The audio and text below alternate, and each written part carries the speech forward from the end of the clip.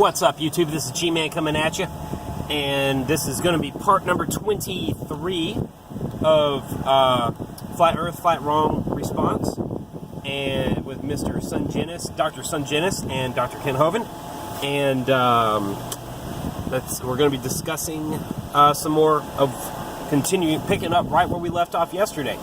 And apparently, Sungenis says that there is a flight that you can take that you can pay about $15,000, and it will take you. It will fly you from one side of the other to from one side of Antarctica to the other side. Now, I do not believe that that is the case at all. They claim, just like they claim the South Pole is there's a pole down there that looks like a barber shop pole, the North Pole, you know, and it's got the little ball on top, and it's a traditional South Pole, and they claim that that is the South Pole, you know, but in all actuality, it's not actually the South Pole. It's just the traditional South Pole. So nobody's actually going to the real South Pole whenever they go down there. This plane flight that he talks about, that he made comment to in the last minute of the last video, if you want to go check that out, you know, it's just like the South Pole. It's going to fly you across, across the, Antarctica. It might take you inland a little bit, inland from the coast, and it looks like, oh wow, I'm over the continent of Antarctica, and you might even fly a few hours, and then they land, and they're like, and then they land back on the coast again, and you really don't know where you've flown. You really don't. They can twist the plane however they like, and you would lose all sense of direction.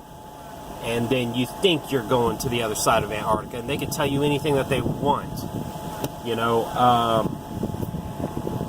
So, and the plane flight, he says, cost about the same amount as you would pay to go down to Antarctica for a visit.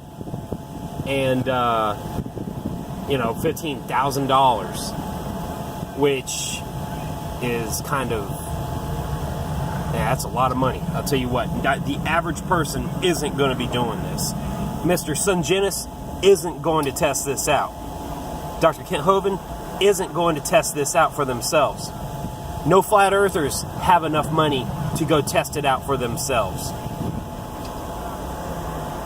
So it's just ridiculous that they can even laugh at us whenever they themselves do not know or do not have enough money to even find out for sure that what they are saying is true, or what they are reading, in the Antarctica documents, where they're getting this from the Antarctica videos or whatever their source is, to double check to see whether it's true or not.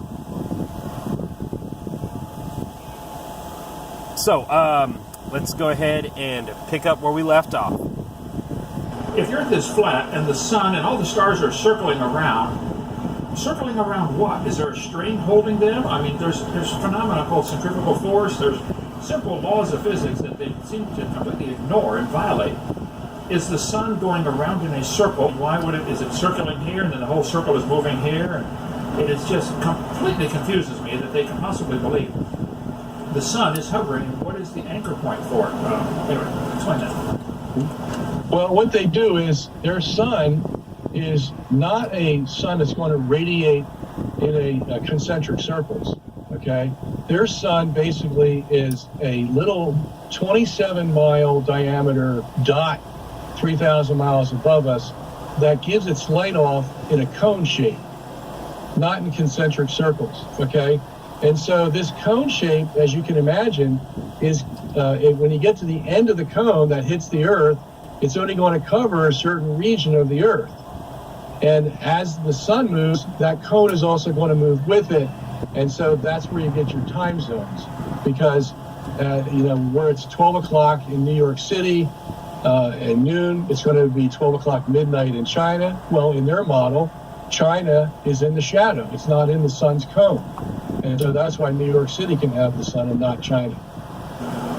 All right, on the globe Earth model, it's pretty easy for us to.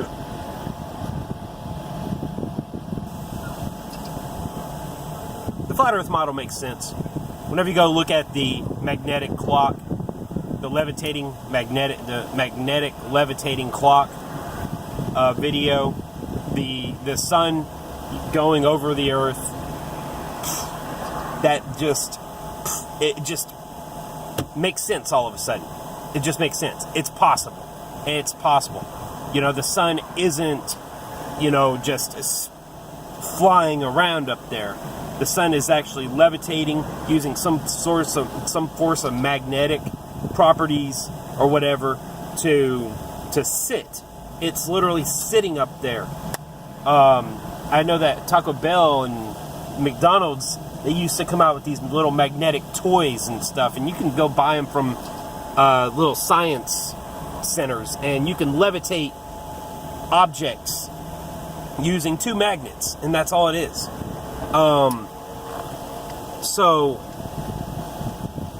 the whole concept is, it's easy to understand. It's easy to grasp once you realize that, the sun, it doesn't have its own, it's not like it's orbiting anything. It's not like there's anything in the middle holding it and keeping it from flying out. It's levitating and over the Earth. So anyways, explain the Tropic of Cancer and the Tropic of Capricorn at 23.5 degrees because the Earth is tilted as it goes around the sun. How do they explain the fact that people within this band above the equator can see the sun straight up from them? People up here can never see the sun straight up from them. What's their explanation for the Tropic of Cancer and Tropic of Capricorn? Well, this one actually is a little bit more sophisticated than most of their other arguments, because what they do is they have the sun in June circling around the Tropic of Cancer. Okay, and you know where that is. It's 23.5 degrees above the equator. Okay, and so as the sun is going around Tropic of Cancer on June 20th. Let's do some math real quick. Where did he say the Tropic of Cancer was? 23.5 degrees above the equator. Let's go to the calculator on my cell phone here. And camera, calendar, calculator. Okay. Now, 90 degrees makes a 90 degree angle. So what we're going to do is subtract 90. Well, actually, we're going to subtract 23 degrees minus 23 equals 67 degrees. Pretty close to 66 degrees. There's a lot of people saying that there's 666 that can be found all over the place. So if you get, he said it was actually 23.5. So 90 minus 23.5. 90 minus point. Well, not point. 90 minus 23.5. Now we got 66.5. There's a lot of 666 numbers rolling around in the mathematics that make up our world. Just wanted to point that out. Let's continue. First, then its radius is going to increase a little bit until September 21st. It's going to be going around the equator. Okay, so the equator is a circle in their model. And then after September 21st, the sun is going to increase its radii, and it's going to start circling around the Tropic of the Capricorn, which is 23.5 degrees below. So they will create seasons. In the flat Earth, And that's a pretty good answer, explanation. Another explanation is the sun moves, it goes in a circle, and it moves up and down in that circle. So you got the circle, and it moves up for half a year, it's moving up for half a year, and then down for half a year to come closer to the Earth, up and down. And that right there determines the winter months versus the summer months. So the seasons. So all right, we're at 10 minutes and 52 seconds. We're going to continue this in the next video. G-Man out.